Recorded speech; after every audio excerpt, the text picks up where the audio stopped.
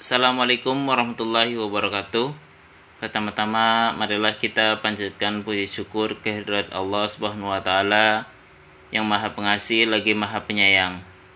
Karena atas izinnya kita bertemu kembali di channel Jagat Pemula. Salawat serta salam tak lupa senantiasa kita sanjungkan kepada junjungan kita baginda Nabi Muhammad SAW yang akan selalu kita nantikan syafaatnya di hari akhir. Apa kabar sahabat Jagat Pemula?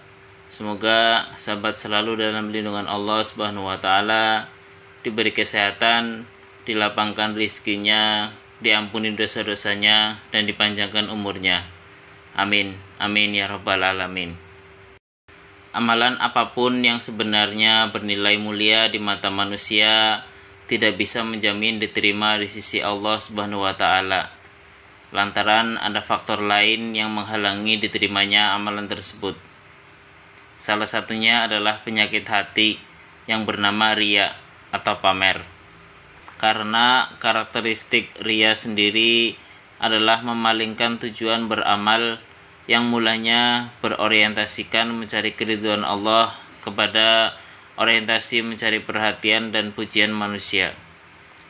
Oleh karena itu, tujuan beramal semacam ini jelas tertolak, bahkan mendapat ancaman azab yang pedih, sebagaimana yang dikisahkan dalam sebuah hadis panjang yang diriwayatkan dalam Sahih Muslim, yakni perihal 3 golongan manusia yang pertama kali diadili Allah Subhanahu wa taala di hari kiamat kelak dengan membawa amalan mulia di dunia seperti di jihad di jalan Allah, banyak berderma dengan hartanya, serta mengajarkan ilmu kitabullah, tapi pada akhirnya justru mereka dicampakkan ke dalam api neraka. Hadis riwayat Muslim. Di samping sifat tersebut merupakan aib, dosa riya ini bisa berimbas kepada dosa yang lain, seperti yang diutarakan oleh ulama tabi'in yang bernama Fudail bin Iyad radhiyallahu dengan perkataannya, "Aku mendapati ada orang-orang yang awalnya suka riya dengan apa yang dikerjakannya. Lambat laun mereka akhirnya memamerkan apa yang sebenarnya bukan merupakan amal atau hasil karyanya."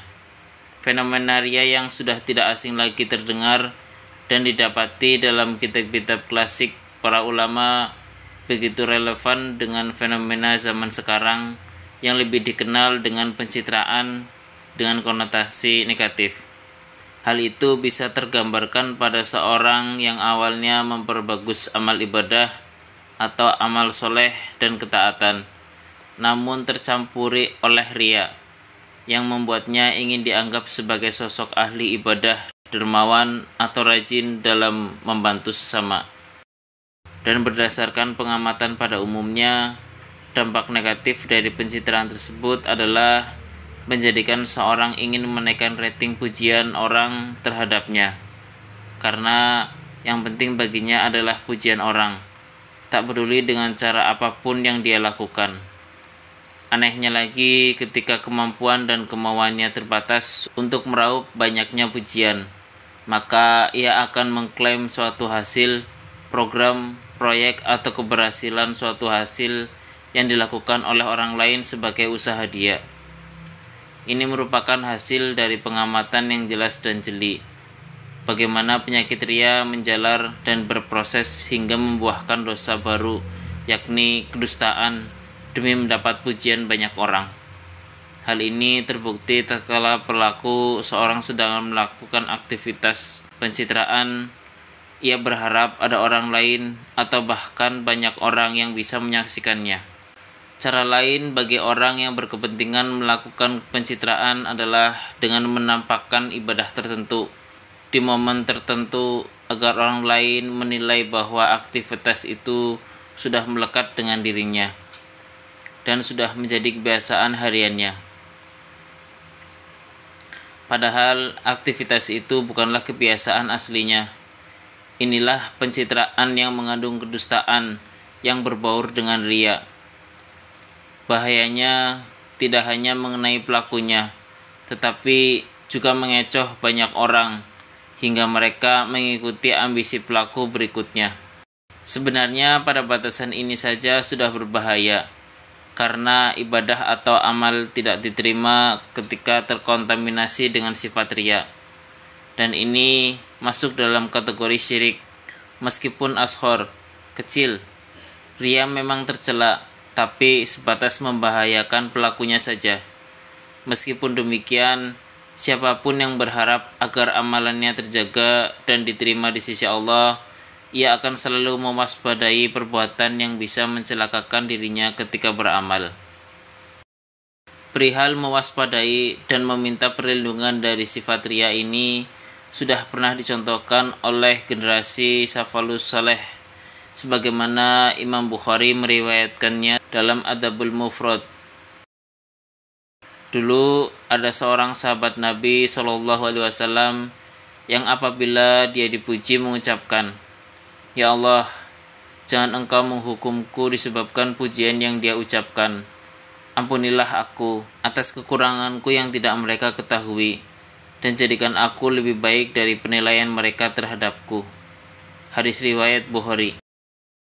Bila dibandingkan dengan aktivitas pencitraan, maka ini justru berkebalikan dengan orang soleh, yang ketika ia dipuji atau dipandang orang atas apa yang dilakukannya, maka akan beristighfar, mohon ampunan atas keteledoran, sekaligus memohon kepada Allah agar diberi kemampuan melakukan amal ibadah lebih baik lagi.